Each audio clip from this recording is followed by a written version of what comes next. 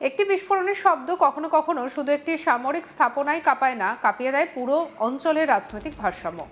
পারস্য উপসাগরের আকাশে যখন পাল্টাপাল্টি হামলার আগুন জ্বলছে, তখন বিশ্ব আবারও দেখছে মধ্যপ্রাচ্যের সেই পুরনো বাস্তবতা। একটি সংঘাত খুব দ্রুতই সীমান্ত ছাড়িয়ে আন্তর্জাতিক সংকটের রূপ নিতে পারে।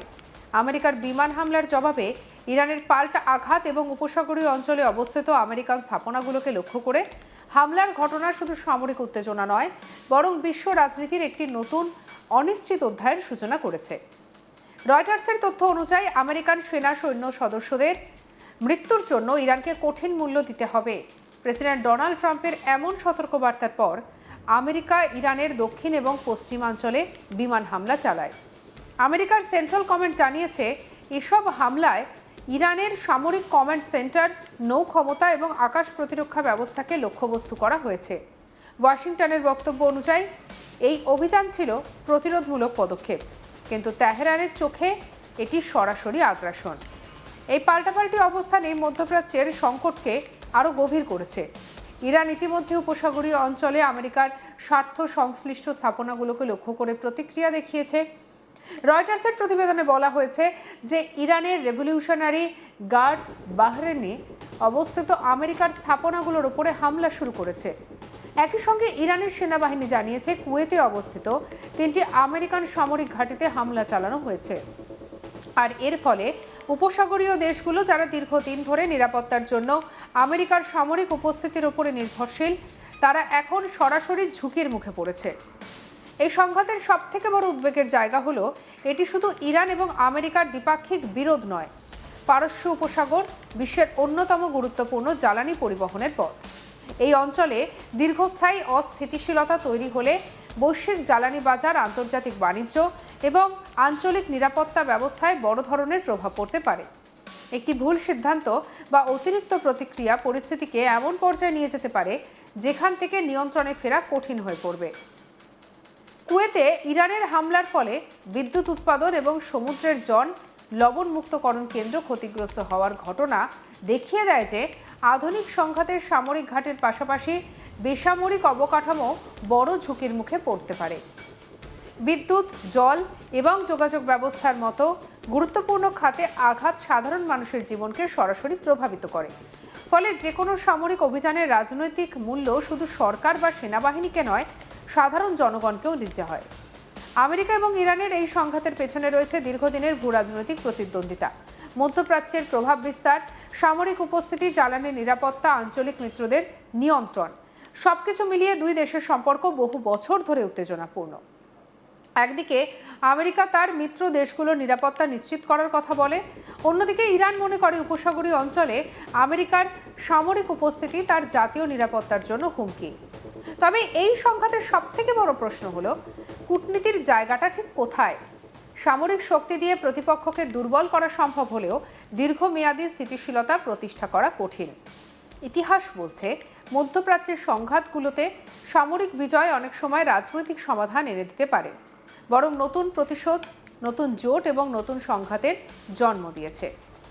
এর সঙ্গে যুক্ত হয়েছে ইয়েমেনের হুথি বিদ্রোহীদের কর্মকাণ্ড, সৌদি আরবের ওপর হুথিদের চাপ এবং ইরানের নতুন করে আক্রমণাত্মক অবস্থান পুরো পশ্চিম এশিয়ার নিরাপত্তা পরিস্থিতিকে আরও জটিল করে তুলেছে। কারণ এই অঞ্চলের প্রতিটি সংঘাত একে অন্যের সঙ্গে যুক্ত। এটি দেশের সামরিক পদক্ষেপের জন্য দেশের নিরাপত্তা নীতিতে পরিবর্তন আনে, যা শেষ পর্যন্ত বড় আঞ্চলিক সংকট তৈরি করতে পারে।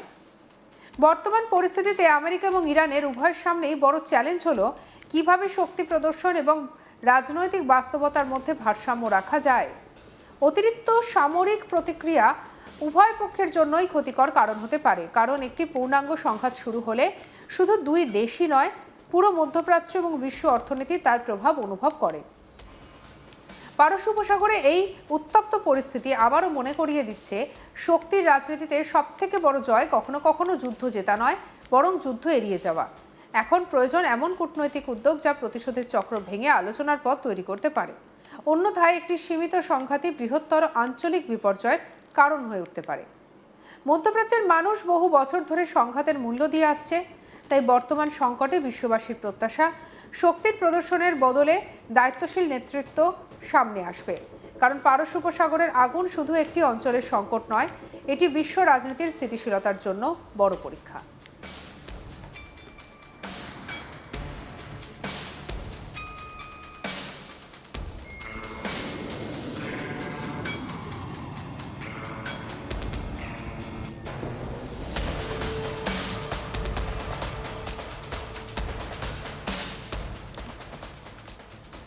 এ প্রসঙ্গে বলে রাখা ভালো, মঙ্গলবার 21শে জুলাই সেনেট অ্যাপ্রোপ্রিয়েশন কমিটির সামনে যখন পেন্টাগন প্রধান হেগসেথ উপস্থিত হন, তখন তার কাছে সবথেকে বড় চ্যালেঞ্জ ছিল ট্রাম্পের প্রস্তাবিত $95 বিলিয়ন নতুন বাজেট প্যাকেজটি পাশ করানো। এর মধ্যে সিংহভাগ অর্থাৎ প্রায় $87 বিলিয়ন চাওয়া হয়েছে প্রতিরক্ষা এবং মধ্যপ্রাচ্যের যুদ্ধ পরিচালনার জন্য। হেগসেথ বারবার যুক্তি দেওয়ার চেষ্টা করেন এই অতিরিক্ত সামরিক তহবিল অত্যন্ত জরুরি এবং অবধারিত। তার মতে এই অর্থ না পেলে আমেরিকার সেনাদের বেতন আটকাবে, শেষ হয়ে আসা গোলাবারুদের ভাড়ার দ্রুত পূর্ণ হয়ে যাবে না এবং চীন রাশিয়ার মতো প্রতিপক্ষের সামনে আমেরিকার সামরিক বাহিনীর মারাত্মক আঘাত হানার সক্ষমতা ভেঙে পড়বে। কিন্তু হেগসেথের এই লিখিত বক্তব্য শুরু হতেই পেন্টাগনের ভেতরের আসল ছবিটা প্রকাশ্যে চলে আসে। বৈঠক কক্ষে উপস্থিত যুদ্ধ বিরোধী বিক্ষোভকারীরা একের পর এক চিৎকার করতে থাকেন, ইরান এবং ফিলিস্তিনের আমাদের সন্তানদের ওপরে বোমা হামলা বন্ধ করো। বিক্ষোভ সামনে হেগসেথ যখন আবার বলতে শুরু করেন, তখন সেনেটর প্রবীণ ডেমোক্র্যাট সদস্যরা তাকে রীতিমতো কোণঠাসা করে ফেলেন। ডেমোক্র্যাট সেনেটর প্যাটি মিউরো সরাসরি তোপ দেখে এই যুদ্ধ এখন পুরোপুরি নিয়ন্ত্রণহীনভাবে পেঁচিয়ে যাচ্ছে। ট্রাম্প আমাদের 40 বারেরও বেশি বলেছেন যে একটা চুক্তি নাকি প্রায় হয়েই এসেছে, যুদ্ধ থামবে, আর এখন তিনি আরও $70 বিলিয়ন চাইছেন যাতে আমরা অন্ধের মতো তার উপরে বিশ্বাস রাখি। সেনেটর ডিক ডারবিনের প্রশ্নের মুখে বাধ্য হয়ে হেগসেথ $37.5 মিলিয়ন খতিয়ান তুলে ধরেন বটে, তবে ক্যাপিটল হিলের অন্দরের ও গোয়েন্দা সূত্রে খবর প্রকৃত চিত্রটা আরও বহুগুণ ভয়াবহ। আমেরিকার একাধিক শীর্ষ সংবাদ মাধ্যমের গোয়েন্দা সূত্র দাবি করেছে, পেন্টাগনের এই $37.5 মিলিয়ন হিসাবের মধ্যে মধ্যপ্রাচ্যে ধস এবং ক্ষতিগ্রস্ত হওয়া আমেরিকার সামরিক ঘাঁটিগুলোর পুনর্নির্মাণ খরচা, হরমুজ প্রণালীতে ব্যাহত নৌ পরিবহনে পরোক্ষ ক্ষতি এবং দীর্ঘমেয়াদে আহত সৈন্যদের চিকিৎসার বিশাল খরচকে যুক্ত করা হয়নি।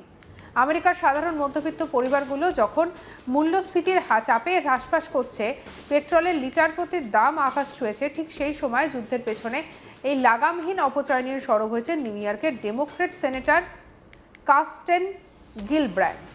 তিনি পেন্টাগন প্রধানের মুখের উপর প্রশ্ন তোলেন যে আমেরিকান পরিবারগুলো যখন সন্তানদের পাতে খাবার জোগাতে পারছে না, তখন ট্রাম্প প্রশাসনের সীমাহীন বোমা বর্ষণ হাজার হাজার কোটি ডলার চাইছে কেন? সঙ্গে রাখুন আজ তাক বাঙালিকে। আপনার মতামত জানান কমেন্ট সেকশনে, সাবস্ক্রাইব করতে ভুলবেন না।